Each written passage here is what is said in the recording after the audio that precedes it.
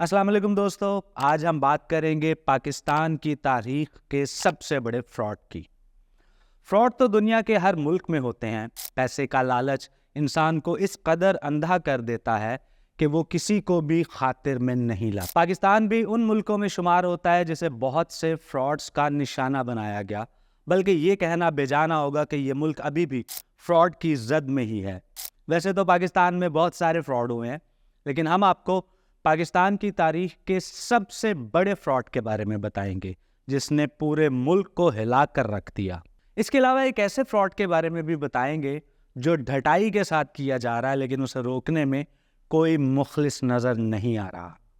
کیوں؟ کیونکہ جن کے پاس فراڈ روکنے کا اختیار ہے وہ خود اس میں ملوث ہے۔ ڈبل شاہ ایک غریب گھرانے میں پیدا ہوا، ایڑیاں رگڑ رگڑ کر BSc اور پھر B.Ed کیا، اور وزیر آباد کے قریب نظام آباد کے گورنمنٹ ہائی اسکول میں سائنس کا استاد بھرتی ہو گیا۔ غربت زیادہ تھی اور خواب اونچے۔ وہ نوکری سے اکتا گیا، اس نے چھٹی لی اور 2004 میں دبئی چلا گیا۔ وہ 6 ماہ دبئی رہا، 6 ماہ بعد وزیر آباد واپس آ گیا۔ وزیر آباد میں اس نے ایک عجیب کام شروع کیا۔ اس نے ہمسایوں سے رقم مانگی اور یہ رقم 15 دن میں دگنی کر کے واپس کر دی۔ ایک ہمسایہ اس کا پہلا گاہک بنا۔ یہ ہمسایہ جاوید ماربل کے نام سے ماربل کا کاروبار کرتا تھا۔ ہمسایہ نے رقم دی اور ٹھیک 15 دن بعد دگنی رقم واپس لے لی۔ محلے کے 2 لوگ اگلے گاہک بنے، یہ بھی 15 دنوں میں دگنی رقم کے مالک ہو گئے۔ یہ 2 گاہک اس کے پاس 15 گاہک لے آئے اور پھر یہ 15 گاہک مہینے میں 150 گاہک ہو گئے۔ یوں دیکھتے ہی دیکھتے لوگوں کی لائنیں لگ گئی۔ لوگ زیورات بیچتے، گاڑی، دکان، مکان اور زمین فروخت کرتے اور رقم اس کے حوالے کر دیتے۔ وہ یہ رقم دگنی کر کے واپس کر دیتا۔ یہ کاروبار شروع میں صرف نظام آباد تک محدود تھا، لیکن پھر یہ وزیر آباد، سیالکوٹ اور گجرانوالہ تک پھیل گیا۔ دیکھتے ہی دیکھتے وہ معمولی اسکول ماسٹر ارب پتی ہو گیا۔ یہ کاروبار 18 ماہ جاری رہا۔ اس شخص نے ان 18 مہینوں میں 43,000 لوگوں سے 7 ارب روپے جمع کر لیے۔ جب کاروبار پھیل گیا تو اس نے اپنے رشتہ داروں کو بھی شامل کر لیا۔ یہ رشتہ دار سنبڑیال، سیالکوٹ، گجرات اور گجرانوالہ سے رقم جمع کرتے تھے، 5% اپنے پاس رکھتے تھے اور باقی رقم اسے دے دیتے۔ وہ شروع میں 15 دنوں میں رقم ڈبل کرتا تھا۔ یہ مدت بعد ازاں 1 مہینہ ہوئی، پھر 2 مہینے اور آخر میں 70 دن ہو گئی۔ یہ سلسلہ چلتا رہا، لیکن پھر اس کے برے دن شروع ہو گئے۔ وہ خفیہ اداروں کی نظر میں آ گیا۔ تحقیقات شروع ہوئی تو پتہ چلا وہ شخص پونزی اسکیم چلا رہا ہے۔ پونزی مالیاتی فراڈ کی ایک قسم ہوتی ہے جس میں رقم دینے والا گاہکوں کو ان کی اصل رقم سے منافع لوٹاتا رہتا ہے۔ شروع کے گاہکوں کو دگنی رقم مل جاتی ہے، لیکن آخری گاہک سارے سرمایے سے محروم ہو جاتے ہیں۔ مجھے چند برس قبل امریکہ کے موجودہ صدر ڈونلڈ ٹرمپ کا ایک انٹرویو دیکھنے کا اتفاق ہوا۔ انٹرویو کرنے والے نے ان سے سوال کیا کہ آپ کو اگر اپنے عملی زندگی دوبارہ شروع کرنی پڑے تو آپ کون سا کاروبار کریں گے؟ ڈونلڈ ٹرمپ نے جواب دیا، میں نیٹ ورکنگ کا کاروبار کروں گا۔ نیٹ ورکنگ بھی پونزی اسکیم جیسا کاروبار ہے۔ اس کاروبار میں بھی گاہک کو رقم دگنی کرنے کا لالچ دے کر سرمایہ اکٹھا کیا جاتا ہے۔ یہ سرمایہ بعد ازاں میگا پروجیکٹس میں لگا دیا جاتا ہے اور ان میگا پروجیکٹس کا منافع گاہکوں میں تقسیم کر دیا جاتا ہے۔ نیٹ ورکنگ نسبتاً اچھی پونزی ہوتی ہے، لیکن دونوں میں شروع کے گاہک فائدے اور آخری نقصان میں رہتے ہیں۔ یہ وزیر آبادی شخص بھی اپنے گاہکوں کے ساتھ پونزی کر رہا تھا۔ یہ لوگوں کو لالچ دے کر لوٹ رہا تھا۔ خفیہ اداروں نے اس کے گرد گھیرا تنگ کر دیا۔ اس دوران ڈیلی نیشن میں اس کے خلاف خبر شائع ہو گئی۔ گجرانوالہ ڈویژن میں ایک کوہرام برپا ہوا اور یہ شخص 2007 میں گرفتار ہو گیا۔ جی ہاں، آپ کا اندازہ درست ہے، یہ شخص تھا سید سبط الحسن عرف ڈبل شاہ۔ وہ ڈبل شاہ جس کا شمار پاکستانی تاریخ کے سب سے بڑے فراڈیوں میں ہوتا تھا، اس نے صرف 1.5 سال میں 3 اضلاع سے 7 ارب روپے جمع کر کے دنیا کو حیران کر دیا۔ آپ اب اس شخص کی چالاکی ملاحظہ کیجئے۔ یہ 2007 میں نیب کے شکنجے میں آ گیا۔ نیب نے اس کی جائیداد، زمین، اکاؤنٹس اور سیف پکڑ لیے۔ یہ رقم 3 ارب روپے بنی اور اس نے یہ 3 ارب روپے چپ چاپ بخوشی نیب کے حوالے کر دیے۔ ڈبل شاہ کا کیس چلا، اسے یکم جولائی 2012 کو 14 سال قید کی سزا ہوئی۔ جیل کا دن 12 گھنٹے کا ہوتا ہے، چنانچہ ڈبل شاہ کے 14 سال عملاً 7 سال تھے۔ عدالتیں پولیس حراست، حوالات اور مقدمے کے دوران گرفتاری کو بھی سزا سمجھتی ہیں۔ ڈبل شاہ 13 اپریل 2007 کو گرفتار ہوا تھا۔ وہ عدالت کے فیصلے تک 5 سال قید کاٹ چکا تھا۔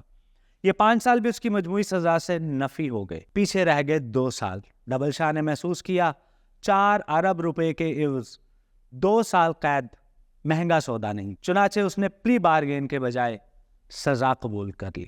جیل میں اچھی چال چلن، عید، شب برات اور خون دینے کی وجہ سے بھی قیدیوں کو سزا میں چھوٹ مل جاتی ہے۔ ڈبل شاہ کو یہ چھوٹ بھی مل گئی، چنانچہ وہ عدالتی فیصلے کے 23 ماہ بعد جیل سے رہا ہو گیا۔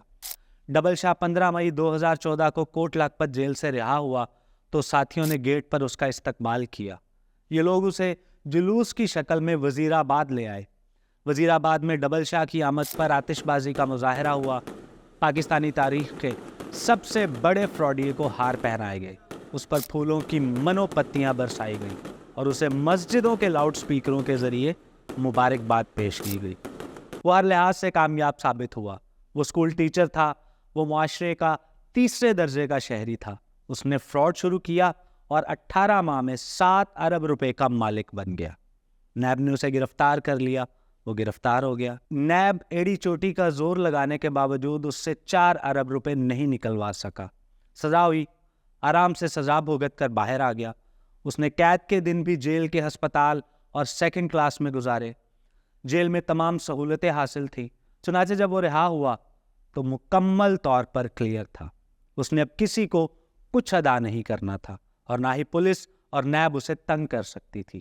یہ 4 ارب روپے اب اس کے تھے، یہ اس رقم کا بلا شرکت غیر مالک تھا۔ ایک سابق اسکول ٹیچر کے لیے 4 ارب روپے کی رقم قارون کے خزانے سے کم نہیں تھی۔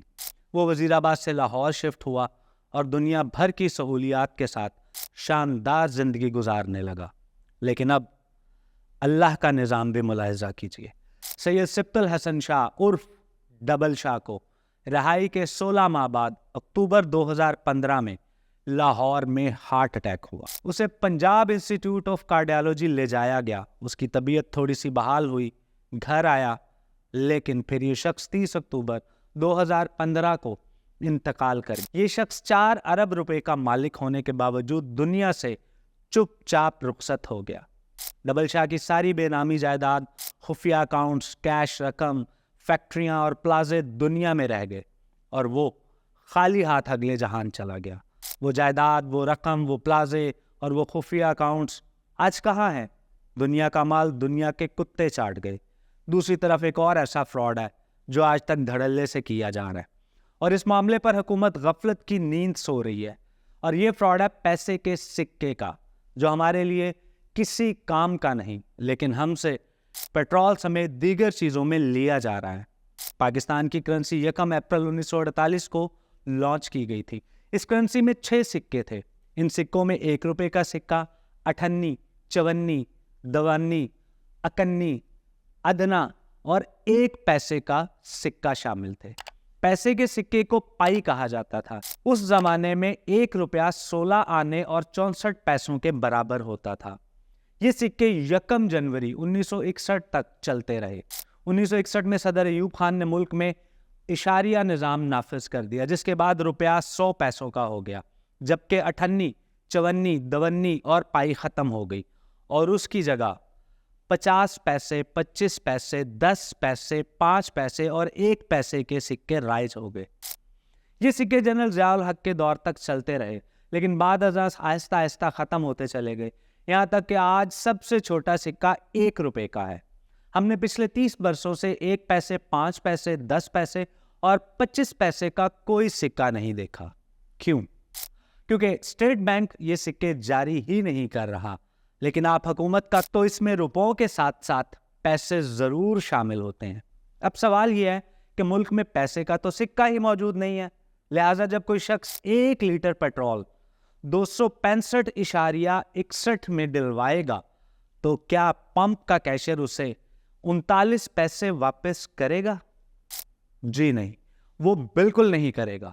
चुनाचे उसे लाजमन पूरे पैसे रुपए अदा करना पड़ेंगे। ये ज्यादती क्यों है? अब आप मजीद दिलचस्प सूरत हाल मुलाहिजा कीजिए। पाकिस्तान में रोजाना 3,20,000 बैरल पेट्रोल फरोख्त होता है। अगर आप इसे लीटर्स में कैलकुलेट करें तो ये 5,08,80,000 लीटर्स बनता है।